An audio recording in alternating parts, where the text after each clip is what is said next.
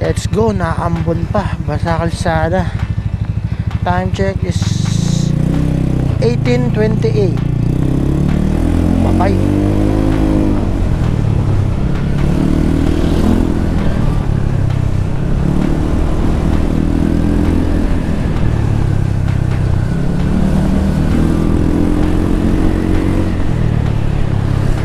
Pupunta tayo ng Manila, Pasay, NAIA Terminal 3. Welcome back. May dalawang ulit tayo nakapag-vlog dahil busy sa trabaho. Isingit lang natin to ngayong araw dahil ang sarap magmotor ngayon eh. Sarap daw magmotor pero maulan. Tagal-tagal din tayong hindi nakapag-upload ng ating video sa YouTube. Huling upload ko meron pang visor tong motor ko eh. Ngayon tanggal ko na yung visor, tinanggal ko na rin yung side mirror nya. Ay, yung side mirror kasi dati nito is nakakabit sa visor. Ngayon traditional side mirror na siya, hindi na siya kagaya ng nakakabit sa visor. Mas maganda yung nakakabit sa visor kasi kita mo lahat. Dito sa side mirror na to, sakto lang, nakikita mo pa rin pero hindi kagaya ng nandun nakakabit sa visor na nandito. Oops, nakakabit na rin pala yung ating maingay-ingay na pipe.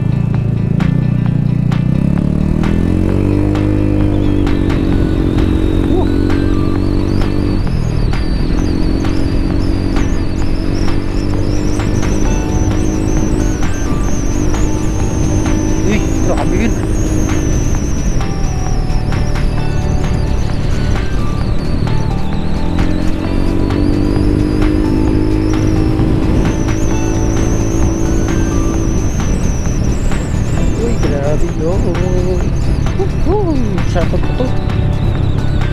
Ang sarap magmotor. Ngayon pala ay araw ng Tuesday, so expect na natin na traffic ngayon. Baka maliit na naman ako ah. Alakanin naman kasi alis ko eh. Ano ba naman yan, 6:30 alis ko dito. Ang estimated time ng biyahe ko mga 1 oras. 30 na ako siguro dadating dun. Pag traffic pa, mga 1.5 hours. Sakto lang, late na talaga ako.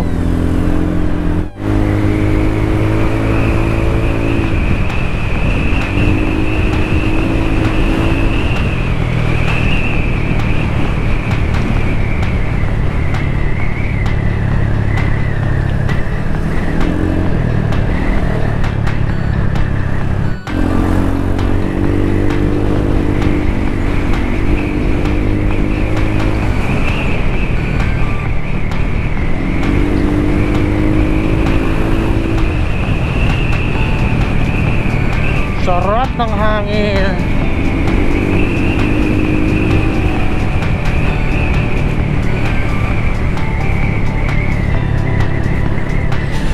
Napakasarap ng simoy ng hangin. Uy, traffic nga. Medyo basa ang kalsada. Sa mga hindi nga pala nagtatanong dyan, ang brand ng pipe natin is Akrapovic, o ang pronunciation ng iba is Akrapovic.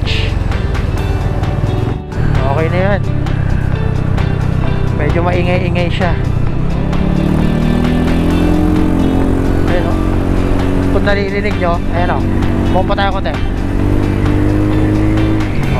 Diba? Ganda ng tunog eh. Pero alam ko mahangin, kaya ang tunog ng hindi nyo masyado maririnig yan kung sa video.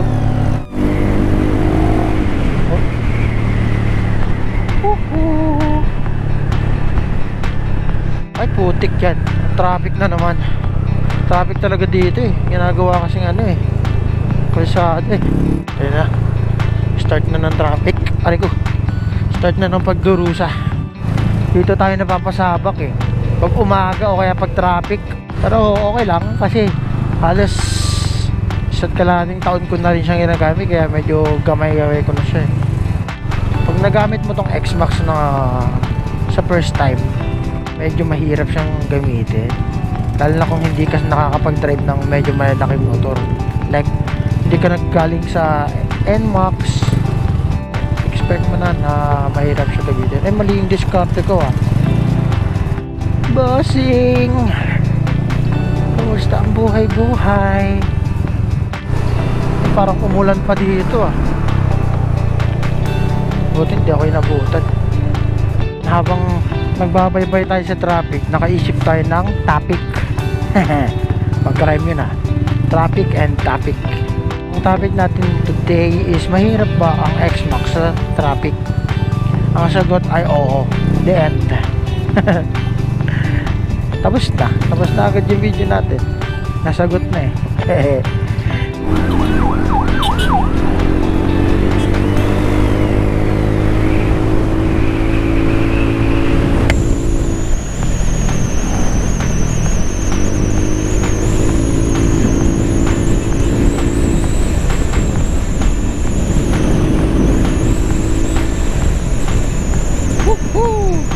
Basa yung kalsada eh.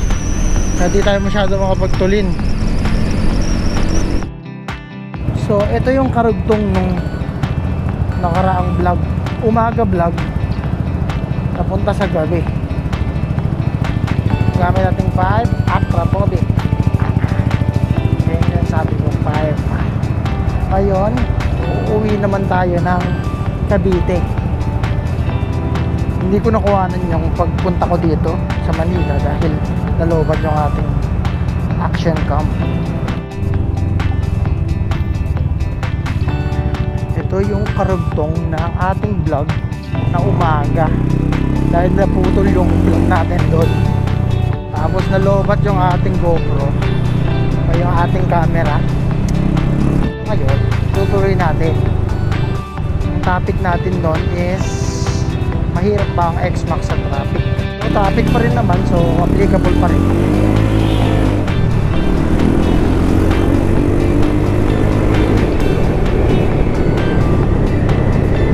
So ayan, as you can see, traffic pa rin mga bossing. Actually, sabi ko nga nung unang vlog natin, medyo mahirap siya. Pwede kong sabihin oo, pwedeng hindi, pero depende. Depende sa nagamit. Kasi pagka katagalan habang ginagamit mo siya, siguro mga 1 year, mag 1 year mo na siyang ginagamit, gamay mo na siya eh. So medyo hindi na siya ganun kahirap manuhin o i-drive mo. Kasi 1 year and 1.5 years ko nung ginagamit tong motor na to, so medyo gamay ko na siya. Yung bigat niya, yung tuling niya is nagmamatter din talaga. Parang mahalaga siya kasi dapat alam mo yung limitation ng motor. Like for example, dito kung overtake ka, alam mo kung kaya mo ba siyang overtake o hindi. Kapag sisingit ka,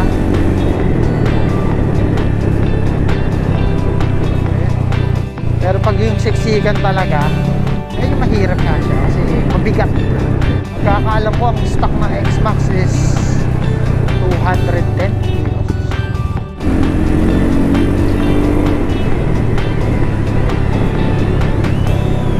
Diba? Traffic. Inaasahan ko na rin talaga ng traffic eh.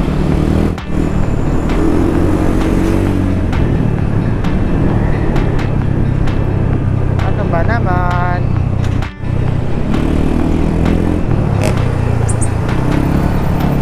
sira pa yung MDL natin or mini driving light, kaya medyo hirap tayo sa gabi. Hindi natin kita yung mga lubak.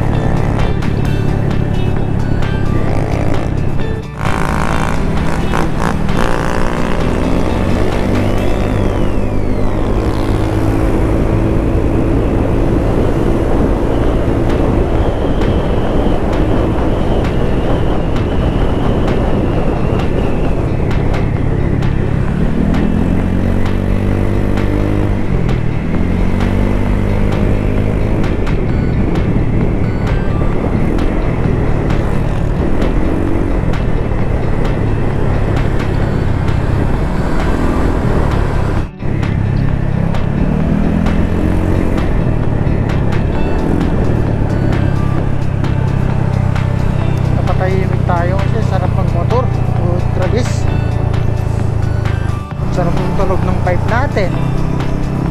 Takbo ng motor natin, medyo mabilis-bilis.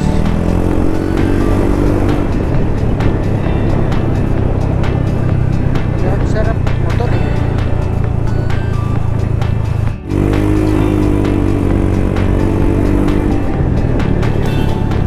Half brake pa lang ng throttle eh. Bilis na eh. Saka ito yung napapansin ko dito sa X-Max. Pag naka half rev ka lang, for example galing ka ng full stop tapos half rev lang, mas malakas yung arangkada niya. Compare mo dun sa bababad mo dun, compare sa iba, babad mo yung ayun o, half rev lang yan eh, pero ang bilis niyang magano, ayun o, bilis niya magsandaan. Tapos pag diniinan mo na, ayun, nakapag ka 120-30.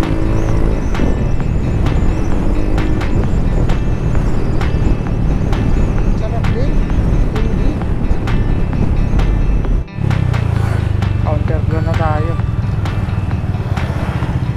So again, babalik tayo sa ating malapit na topic tungkol sa traffic. Pagka traffic talaga medyo mahihirapan ka. Mahirap lang talaga siya pag simula. Kung ako lang, kung mga naka-Xbox dyan, pwede kayo mag-comment kung totoo ba yung sinasabi ko. Sa akin lang naman is base sa aking karanasan.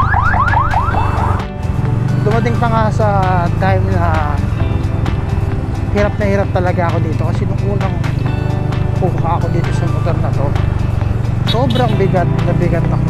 Parang pakaramdam ko hindi ko siya kayang dalhin sa, o kaya hindi ko siya kayang maniuhin sa traffic. Iniisip ko lang pala yun kasi kaya ko pala. Walang isipin na nahihirapan ka, hindi ka naman talaga nahihirapan. Nasa isip lang yun.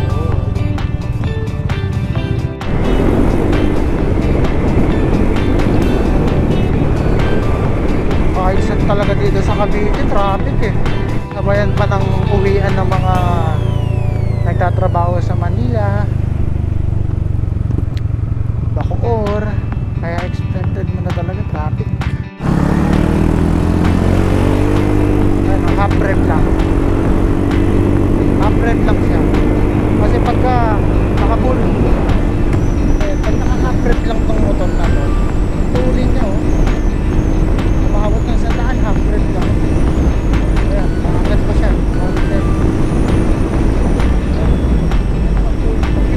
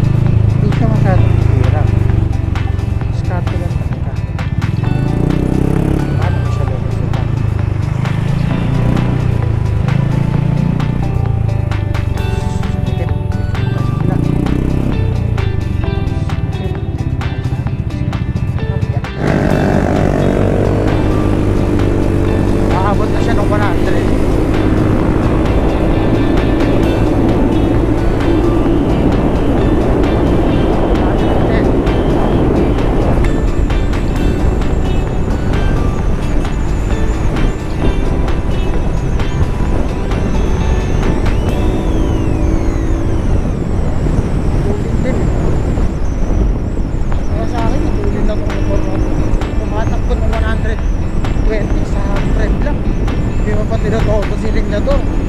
Matulin na yun. Kasi nakakagamit ako mga galing kasi ako sa motor na ano eh, na Honda Click, Honda Click at saka NMAX. Yung 120 natakbuhan, hindi ko naman sinasagad ito eh. Ito top speed ko naman ito nasa 150 sandali.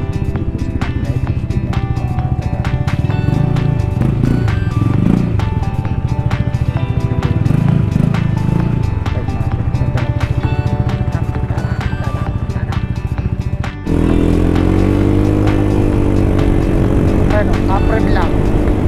Tingnan natin ha.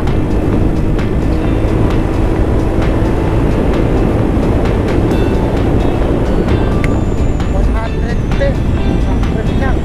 Wala pa nga yata. Wala pang aprem nga. Try natin yung sagad.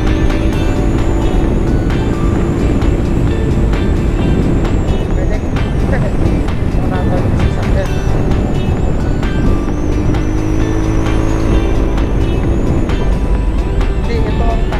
Para mag-top speed. Sarap ng motor.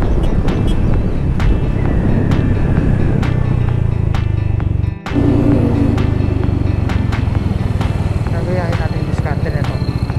Oops, yun ako dyan.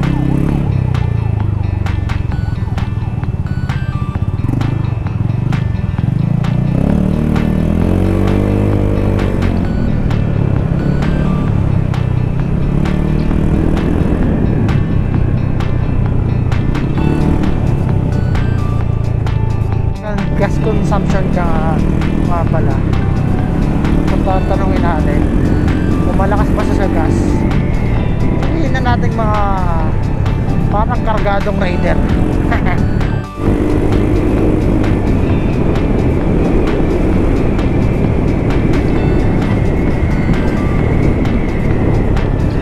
Sulit nga ba yung gas niya ito? Alamin natin yung gas consumption niya mamaya. Sabihin na natin yung gas consumption natin most of the time. Kasi medyo ano tayo eh, hindi naman tayo mabagal magpatakbo. Medyo mas kasero tayo. Madaling salita, hindi tayo tipid-tipid. Kasero ka, birit ka ng birit, tapos may preno ka. Birit-preno.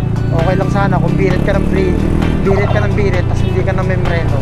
Okay lang yung ganon. Tipid yun sa gas. Kaso nga lang, kung birit ka ng birit, namembreno ka ng namembreno, diba?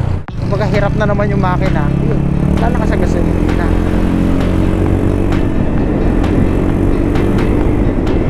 Alamin natin yung gas consumption niya mamaya. Tapos tignan natin kung sulit pa. Ang nabiyahe ko nga pala is Pasay to Cavite, Dasmariñas, Cavite. So ngayon, nandito na tayo sa Molino. Pero para sa akin, yung gas consumption niya, okay lang sa ano, sa motor na to kasi yung tulin niya, yung comfort na binibigay niya, diba?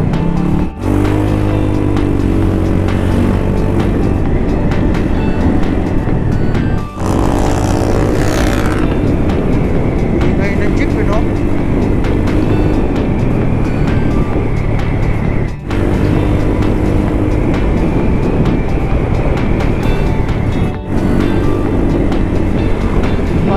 Full tank. Pag nabawasan, ayun yung kinonsyon mo. Sa oras na to, wala pang bawas. Manila to Cavite.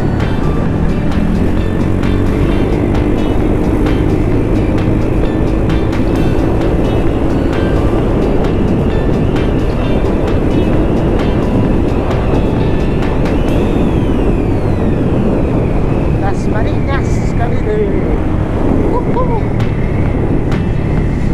Nasa Dasma na tayo guys.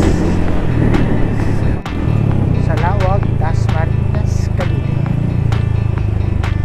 Dito medyo maluwag ang daanan. Kaso nga lang, siyempre traffic na rin dito. Madami pa naman sasakyan dito eh.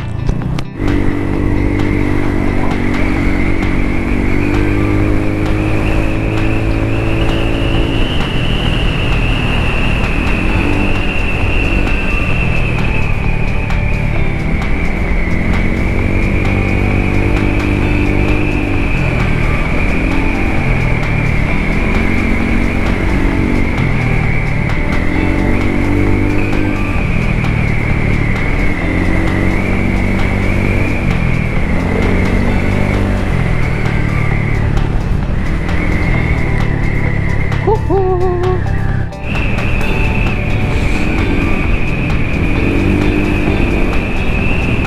Tatawid.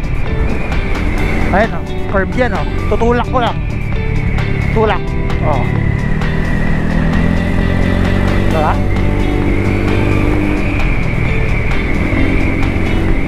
Woo!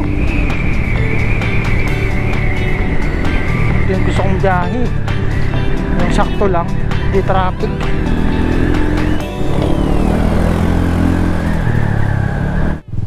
Nagbawas na ng isa yung gasolina natin eh, no? Sulit ba siya? From Manila to Dasmariñas, Cavite. Siguro kung pepresyohan ko yung isang gas na nawala, yung isang barrel na nawala, siguro nasa 100 pesos. So 100 pesos pauwi ng Dasma. So ayun guys, alamin natin ang gas consumption natin. Ang gas consumption natin ay tumataginting na 26.8 km per liter. Nagbawas siya ng 1 bar. Nandito na tayo sa aking vape shop. So hanggang dito na lang muna ang aking video. Maraming salamat sa panonood. Tabush! Ito ang vape shop ko. O diba? May kainan pa.